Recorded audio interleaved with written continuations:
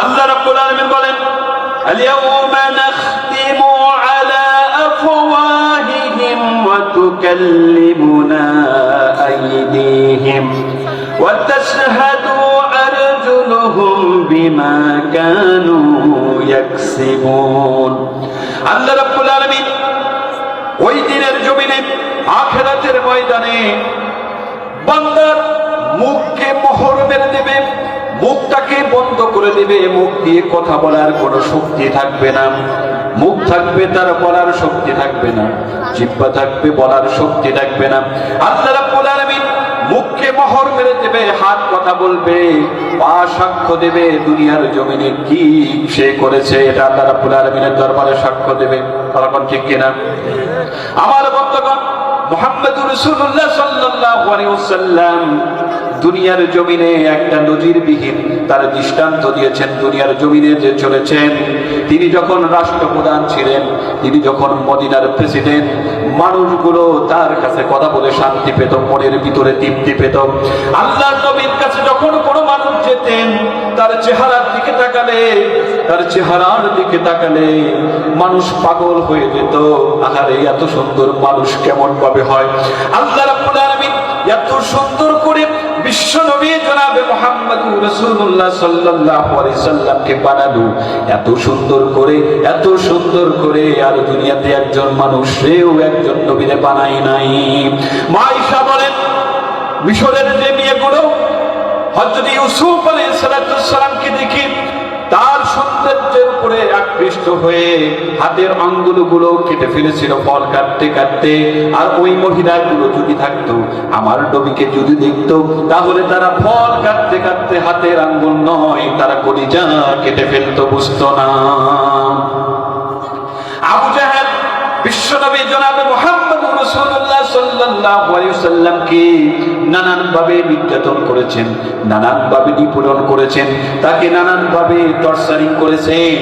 এক সময় তিনি আন্তর্জাতিক ট্রাইব্যুনাল গঠন করলো, বিচার করবেন মুহাম্মদুর রাসূলুল্লাহ সাল্লাল্লাহু আলাইহি ওয়াসাল্লামের। কিন্তু আল্লাহ রাব্বুল আলামিন বলেছেন, ওয়া তুইযু মান তাশা ওয়া তুযিল্লু মান তাশা বিয়াদিকাল খায়র। কথা ঠিক কিনা? সম্মান দেওয়ার মালিক তো আল্লাহ, বেজ্জতি করার মালিক তো আল্লাহ। আল্লাহ রাব্বুল আলামিন তার হাবিবকে সম্মান দান করেছেন, তার হাবিবকে মর্যাদা দিয়েছেন। বিদেশি একজনকে আব্দুল মালিককে ডাকা হলো আর বলা হলো, মুহাম্মদ সাল্লাল্লাহু আলাইহি ওয়াসাল্লামের বিচার কার্য তুমি করো। বিচারের কাজ শুরু হয়ে গেল। দুইটা চেয়ার বানালো, একটা হলো সোনায় খচিত, আর একটা হলো রৌপ্য খচিত। বিদেশি সেই মেহমানকে আবু জেহেল সোনার খচিত চেয়ারে বসতে দিয়েছেন, আর নিজে রূপার খচিত চেয়ারে বসে আছে। আর একজন ব্যক্তিকে ডেকে পাঠালো, মুহাম্মদকে ডাকো। মুহাম্মদ সাল্লামকে ডাকতে পাঠালো। লোক গিয়ে বলল, আপনাকে ডাকে আবু জেহেল। কাছে বসা ছিল হযরত ওমর ফারুক রাদিয়াল্লাহু তাআলা আনহু। হযরত ওমর বলেন, ইয়া রাসূলুল্লাহ, ইয়া হাবিবাল্লাহ, আবু জেহেল আপনাকে ডাকতে পাঠিয়েছে, আপনি যাবেন না। তার কারণ হলো, এই আবু জেহেল আপনাকে হত্যা করার জন্য আমাকে অনেকবার তিনি বলেছেন। কথা বলেন ঠিক কিনা? হযরত ওমর রাদিয়াল্লাহু তাআলা আনহু কেঁদে ফেললেন। আল্লাহর নবী বলছেন, ওমর তুমি থাকো, কোনো সমস্যা নাই। আল্লাহ রাব্বুল আলামিন তার হাবিবকে সম্মান দান করেছেন।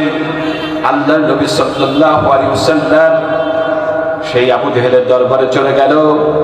গিয়ে দেখেন, যখন তিনি যাচ্ছেন, বিদেশি মেহমান তার চেয়ারে তিনি বসেছিলেন, উঠে দাঁড়ালেন।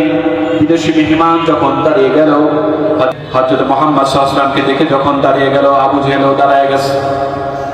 বিদেশি মেহমান দাঁড়িয়ে গেছে, আবু জেহেলও দাঁড়িয়ে গেল। আল্লাহর নবী আসলেন, এই বিদেশি মেহমান আল্লাহর নবীর হাতটা ধরে চেয়ারে, সেই স্বর্ণ খচিত চেয়ারে তাকে বসতে দিলেন। আবু জেহেল এক চেয়ারে, মুহাম্মদ রাসূলুল্লাহ সাল্লাল্লাহু আলাইহি ওয়াসাল্লাম অন্য চেয়ারে। এবার আবু জেহেল চিন্তা করলো যে বিদেশি মানুষটারে আমি এত সম্মান করে, ইজ্জত করে দাওয়াত দিয়ে নিয়ে আসলাম মুহাম্মদ সাল্লাল্লাহু আলাইহি ওয়াসাল্লামকে বিচার করার জন্য, সে কি করে, কি এটা কেমন ব্যাপার? আবু জেহেল দেখলো বিদেশি মেহমান দাঁড়িয়ে আছে। এবার তিনি তার চেয়ার থেকে উঠলেন, বিন মালিককে বললেন আপনি চেয়ারে বসুন। বলতে দেরি, কিন্তু বিদেশি মেহমান বসতে দেরি নাই। হযরত মুহাম্মদ সাল্লাল্লাহু আলাইহি ওয়াসাল্লামকে অপমান করবেন, লাঞ্ছিত করবেন, কিন্তু আল্লাহ রাব্বুল আলামিন আবু জেহেলকে লাঞ্ছিত করেছেন। কথা বলেন ঠিক কিনা? আবু জেহেল বলছেন বিচার শুরু করো। বিদেশি মেহমান বলছেন এত সুন্দর চেহারাওয়ালা মানুষ কিভাবে অপরাধী হয়? এত সুন্দর চেহারাওয়ালা মানুষ তো অপরাধী হতে পারে না। আবু জেহেল এক পর্যায়ে বলল বিচার শুরু করো, তার কাছে প্রশ্ন করো, তার কাছে কিছু চাও, তার কাছে কিছু বলো। আবু জেহেল আবার বলল মুহাম্মদ তোমার কাছে আমি চাই তুমি ওই আকাশের চন্দ্রটাকে দ্বিখণ্ডিত করে ফেলো। এবার বিদেশি মেহমান বলছেন এটা কি সম্ভব আকাশের চন্দ্রটা দ্বিখণ্ডিত করা? মুহাম্মদ সাল্লাল্লাহু আলাইহি ওয়াসাল্লাম বলছেন আবু জেহেল আমাকে কিছু সময় দাও, আমারে কিছু সময় দাও। আবু জেহেল বলছেন না, তোমাকে সময় দেওয়া যাবে না। তার কারণ হলো আবু জেহেল জানে যদি মুহাম্মদ সাল্লাল্লাহু আলাইহি ওয়াসাল্লামকে সময় দেওয়া হয় তাহলে সে ঠিকই চাঁদটাকে দ্বিখণ্ডিত করতে পারবে। এবার বিদেশি মেহমান বলছেন আবু জেহেল সময় না দিল, আমি আপনাকে সময় দিয়ে দিলাম। আল্লাহর নবী মুহাম্মদ রাসূলুল্লাহ সাল্লাল্লাহু আলাইহি ওয়াসাল্লাম আল্লাহ রাব্বুল আলামিনের কাছে চাইলেন। আল্লাহ রাব্বুল আলামিন হুকুম দিয়ে দিলেন, পাওয়ার দিয়ে দিলেন। তার হাতের আঙ্গুল ইশারা করতে দেরি হলো, চাঁদটা দ্বিখণ্ডিত হতে দেরি হলো না। চাঁদ কাঁপছেন, থরথর করে কাঁপছেন। আল্লাহর নবী বলেন ওরে চাঁদ তুমি কাঁপো কেন? চাঁদ বলছেন ইয়া রাসূলুল্লাহ ইয়া হাবিবাল্লাহ আমার ভিতরে ভয় জেগেছে কি যে আপনি ইশারা করার সাথে সাথে আমি দ্বিখণ্ডিত হতে পেরেছি কিনা, আপনার সাথে আমি বেয়াদবি করে ফেলেছি কিনা।